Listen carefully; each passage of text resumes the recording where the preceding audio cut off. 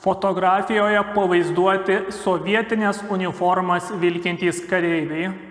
Jie užfiksuoti šokantys su merginomis pagal turimus duomenis 16-osios lietuviškosios divizijos suteikimo prie Šiaulių proga 1945 metais. Divizija buvo ypatinga tuo, kad Jozefas Stalinas ją siekė panaudoti kaip įrankį, kuris demonstruotų lietuvių palaikymą sovietiniai valdžiai, kartu rengiant būsimuosius valdžios funkcionierius Lietuvos Sovietų socialistiniai respublikai. Deja, tai jam nelabai sekėsi daryti, nes lietuviškąją diviziją įvairiais jos gyvavimo laikotarpiais sudarė vos trečdalis lietuvių, o ir tie patys naujai užverbuoti jaunuoliai dažnai dezertyruodavo ir prisijungdavo prie miško brolių partizaninio pasipriešinimo metu. Tad šio karinio junginio pagrindas iš kitų respublikų atkelti kareiviai, o lietuviai į junginį žvelgė kaip į okupantų pajėgas.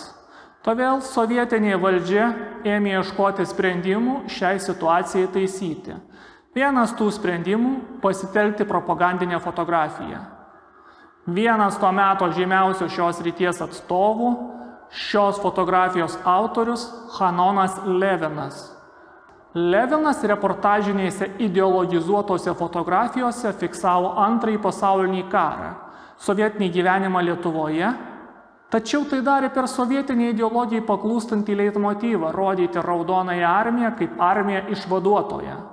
Jis ir šioje fotografijoje bandė parodyti, kaip Šiaulių merginos su gėlėmis rankose pasitinka ir į miestą įžengusią 16-ąją lietuviškąją diviziją ir džiaugsmingai šoka su kariais. Tik štai vienos merginų veide nematyti džiaugsmo. Atvirkščiai, ji nenatūraliai įsitempusi, niūriai žiūri į šalį. Akivaizdu, kad jai nepatinka šis spektaklis, nors ji ir privalo jame dalyvauti.